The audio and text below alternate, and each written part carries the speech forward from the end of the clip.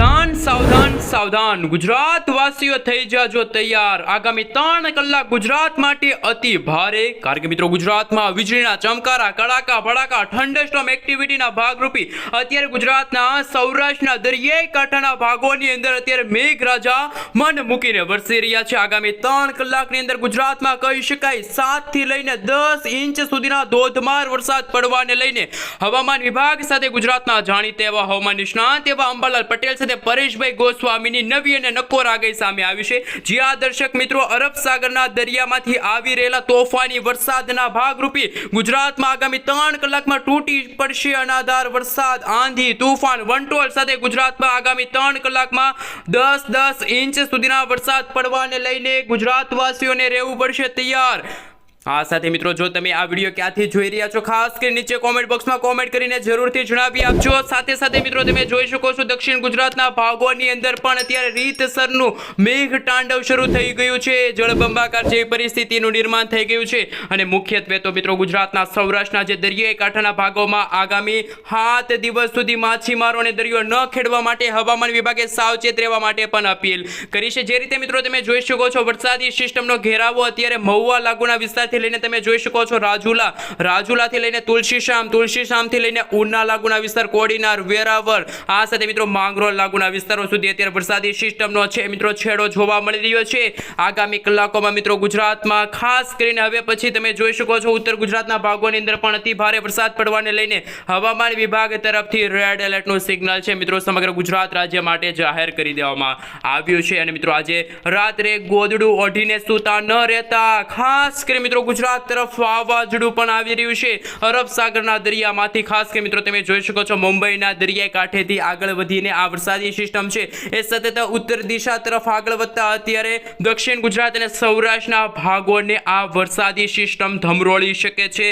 અને જે રીતે આંકડા સામે આવી રહ્યા છે કે હવે પછીની આગામી 3 કલાકની અંદર ગુજરાતના ઘણા બધા વિસ્તારોની અંદર રીતસરનું મેઘ તાંડવ શરૂ થશે। આ સાથે અંબાલાલ પટેલે કહ્યું એટલે પાકું ગુજરાતમાં મિત્રો પૂરની આગાહી સામે આવી છે।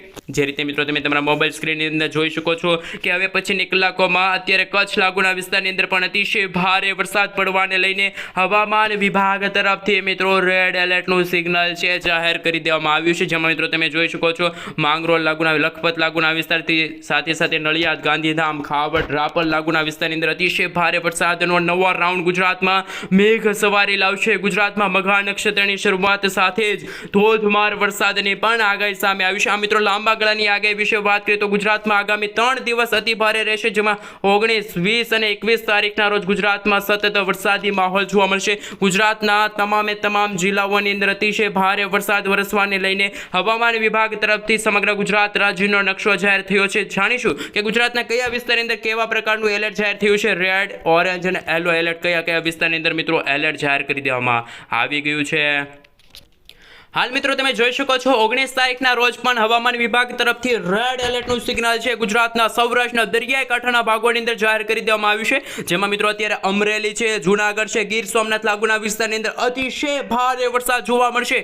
મિત્રો જે રીતે અત્યાર સુધીમાં જૂન અને જુલાઈ મહિનામાં જે સાર્વત્રિક વરસાદ પડ્યો છે એવો આગામી 3 દિવસની અંદર ગુજરાતના ઘણા બધા વિસ્તારોની અંદર ભારેથી ભારે વરસાદ જોવા મળશે। નદી નાળાઓ છલકાશે, રોડ રસ્તા ઉપર પાણીના ગરકાવ થશે, મકાનો તણાશે, ગામડાઓ પાણીમાં ડૂબતા હશે એવા હવામાન સમાચાર સામે આવી રહ્યા છે। આ સાથે મિત્રો 20 તારીખના રોજ પણ તમે જોઈ શકો છો ભાવનગર, અમરેલી લાગુના વિસ્તારની અંદર હવામાન વિભાગે રેડ એલર્ટનું સિગ્નલ છે મિત્રો જાહેર કરી દીધું છે। આ સાથે મિત્રો કચ્છ છે, આ સાથે તમે જોઈ શકો છો ઉત્તર ગુજરાતના બનાસકાંઠા, સાબરકાંઠા, અરવલ્લી, મહીસાગર, દાહોદ લાગુના વિસ્તારની અંદર પણ હવે પછીની કલાકોમાં ભારે પવનો ફૂંકાશે। 50 થી લઈને 60 કિલોમીટર પ્રતિ કલાકની ઝડપે તોફાની પવનોની સાથે વીજળીના ચમકારા, કડાકા ભડાકા, થંડરસ્ટોર્મ એક્ટિવિટીના ભાગરૂપે ગુજરાતમાં રીતસરનું આભ ફાટતું હોય તેવા દ્રશ્યો સામે આવશે। ગુજરાતમાં પૂરની આગાહી સામે આવી છે। 21 તારીખના રોજ તમે જોઈ શકો છો એ વરસાદી સિસ્ટમ છે એ આખી ઉત્તર ગુજરાત તરફ આગળ વધી છે, જેના કારણે કચ્છ, મોરબી, સુરેન્દ્રનગર, પાટણ, બનાસકાંઠા, સાબરકાંઠા લાગુના વિસ્તારની અંદર હવામાન વિભાગ તરફથી ઓરેન્જ એલર્ટનું સિગ્નલ છે જાહેર કરી દેવામાં આવ્યું છે। 22 તારીખના રોજ પણ તમે જોઈ શકો છો ઉત્તર ગુજરાતના ભાગોમાં અતિશય ભારે વરસાદની સંભાવના છે। તો વળી ત્યાં તમે જોઈ શકો છો સૌરાષ્ટ્રમાં વરસાદની ઘટ જોવા મળશે, મધ્ય ઉત્તર ગુજરાતના ભાગોમાં પણ વરસાદે વિરામ લીધો હોય એવા હવામાન સમાચાર છે. 23 તારીખના રોજ તમે જોઈ શકો છો ગુજરાતના ઘણા બધા વિસ્તારોની અંદર ફરી એકવાર વરસાદી સિસ્ટમ સક્રિય થઈ છે. મિત્રો આ ઓગસ્ટ મહિનાના અંતિમ દિવસોની અંદર ગુજરાતમાં વાવાઝોડા સાથે વરસાદની આગાહી હવામાન નિષ્ણાત એવા અંબાલાલ પટેલ છે પરેશભાઈ ગોસ્વામીએ પણ પોતાની આગાહીઓ વ્યક્ત કરી છે. હાલ મિત્રો તમે સેટેલાઇટ પિક્ચરના માધ્યમથી જોઈ શકો છો ગુજરાત તરફ સતત કાળા ડિબાંગ વાદળોના ઘેરાવા અત્યારે ગુજરાત નજીક આવી રહ્યા છે. મેઘ તાંડવ શરૂ થવા જઈ રહ્યું છે. ગુજરાતમાં બંગાળની ખાડીમાં બની રહેલી લો પ્રેશર વરસાદી સિસ્ટમના કારણે ગુજરાતના વાતાવરણમાં અત્યારે મિત્રો મોટા ભાગે અત્યારે પલટવાર આવી ગયો છે. મધ્ય ભારતવાળી વરસાદી સિસ્ટમ, દક્ષિણ ગુજરાતવાળી વરસાદી સિસ્ટમ, અરબ સાગરના દરિયામાંથી આવી રહેલા તોફાની પવનોના કારણે ગુજરાતના સૌરાષ્ટ્રના દરિયાઈ કાંઠાના ભાગોની અંદર અત્યારે કરંટ જોવા મળી રહ્યો છે. કાળા ડિબાંગ વાદળોની વચ્ચે અત્યારે મિત્રો ગુજરાતના દરિયાઈ કાંઠાના ભાગોની અંદર અત્યારે 80 થી લઈને 90 કિલોમીટર પ્રતિ કલાકની ઝડપે તોફાની પવનો ફૂંકાઈ રહ્યા છે. ગુજરાતના દરિયાઈ કાંઠાના ભાગોની અંદર અત્યારે 20 થી લઈને 25 ફૂટ ઊંચા મોજા ઉછળી રહ્યા છે. માછીમારોને દરિયો ન ખેડવા માટે હવામાન વિભાગે સાવચેત રહેવા માટે પણ અપીલ કરી છે. મિત્રો જેમ જેમ સમયગાળો પસાર થતો જશે તેમ તેમ ગુજરાતના દ્વારકા લાગુના વિસ્તારની અંદર રેડ એલર્ટનું સિગ્નલ જાહેર થશે. ઓખા, ભાટિયા આ સાથે મિત્રો તમે જોઈ શકો છો એ રીતે ગુજરાતના સૌરાષ્ટ્રના જેમાં પણ મિત્રો તમે જોઈ શકો છો હવે કુંડલા લાગુનો વિસ્તારનો વારો છે. વિસાવદર, બગસરા, ધારી, તુલસીશામ, રાજુલા, મહુવા, પાલીતાણા, તળાજા, ભાવનગર આગામી 3 કલાક માટે મિત્રો હવામાન વિભાગે તમામ ગુજરાતવાસીઓને સાવચેત રહેવા માટે અપીલ કરી છે. ઘરની બહાર નીકળતા નહીં, કોઈ પણ બિનજરૂરી કામ માટે ઘરની બહાર નીકળતા નહીં, કારણ કે અત્યારે વાવાઝોડું મુંબઈના દરિયાઈ કાંઠે પહોંચી ગયું છે. હવે પછીની કલાકોમાં આ વાવાઝોડું છે એ ગુજરાત નજીક આવશે અને ગુજરાતમાં મેઘમહેર થશે. ગુજરાતમાં જળ હોનારત સર્જાશે. ગુજરાતમાં રીતસરનું મેઘ તાંડવ, જળબંબાકાર જેવી પરિસ્થિતિ અને નદી નાળાઓ છલકાશે. રોડ રસ્તા ઉપર પાણીના ગરકાવ થશે. જેમ જેમ મિત્રો સમયગાળો પસાર થતો જશે તેમ તેમ આ વરસાદી સિસ્ટમ, કાળા ડિબાંગ વાદળોવાળી વરસાદી સિસ્ટમ મિત્રો તમે તમારા મોબાઈલ સ્ક્રીનની અંદર જોઈ શકો છો.